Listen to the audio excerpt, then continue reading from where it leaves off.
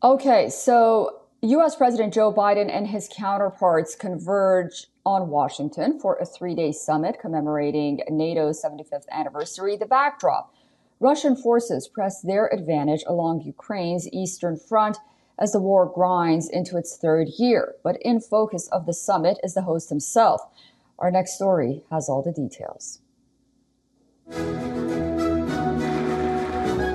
Peace has been preserved, freedom has been safeguarded. That makes NATO the most successful alliance in history. NATO's Diamond Jubilee unfolds with fanfare. The choreographed display of unity is spearheaded by an octogenarian.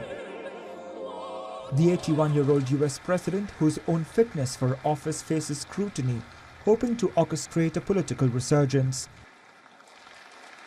Biden is banking on this company of allied leaders that he's carefully cultivated over his 3-year tenure.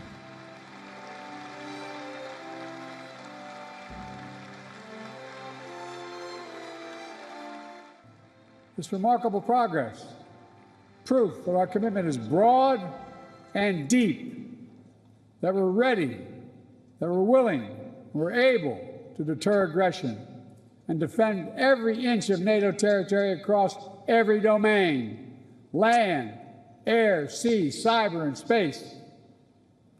My friends, it's good that we're stronger than ever, because this moment in history calls for our collective strength. Unmistakably, the shadow of Donald Trump looms large over the gathering. European leaders are anxious about Trump and his foreign policy. The former US president has repeatedly criticized fellow NATO members who failed to meet an agreed-upon goal of spending at least 2% of gross domestic product on defense.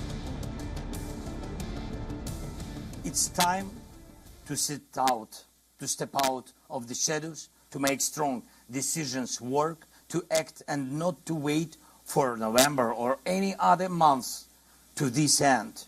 We must be strong and uncompromising all together. NATO nations vow to back Ukraine and provide urgently needed air defense systems, but won't promise membership. The summit also gives leaders a chance to address other vexing security issues, including the Israel-Gaza war and deepening bonds between Russia, Iran, China and North Korea. Bureau Report, WION World is One.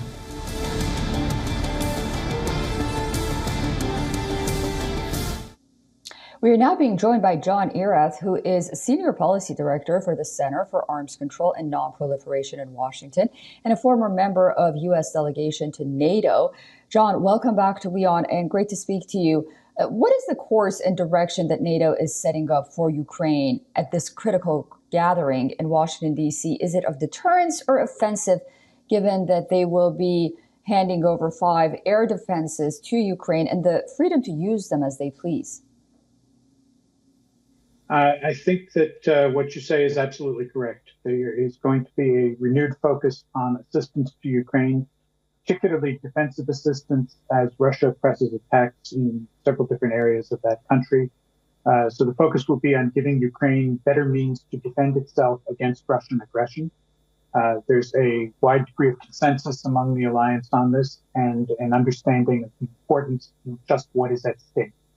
What we risk here is, should Russia be successful in its war of aggression, that we validate the use of violent force as a tool to international statecraft, and also nuclear blackmail as an instrument of diplomacy. Those are 2 outcomes that all NATO allies can agree should be avoided.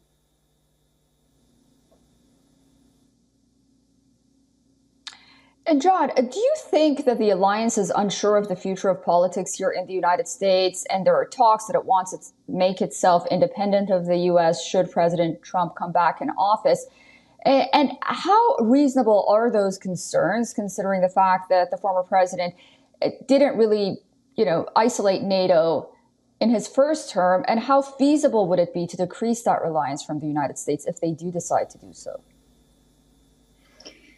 This has been, in one way or another, a subject of discussion at NATO almost since the beginning.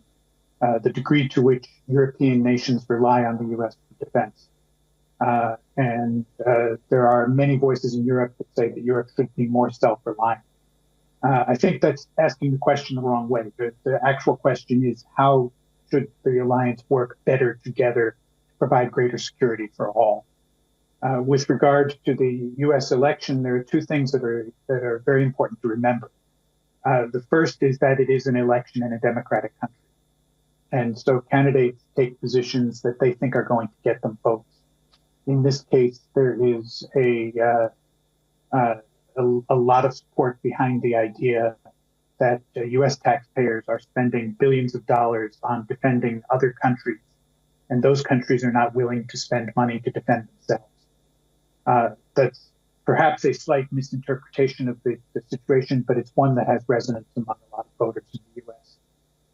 The other point to remember is that it is the European countries that have failed to meet agreed upon NATO targets that give U.S. candidates this issue to run on and the opportunity to raise these concerns. So if the European governments were to spend the agreed upon portion of their GDP on defense, then this would not be an issue.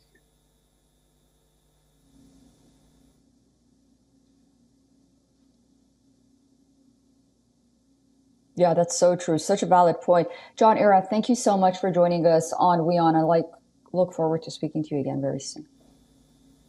Thank you very much. For all the latest news, download the WION app and subscribe to our YouTube channel.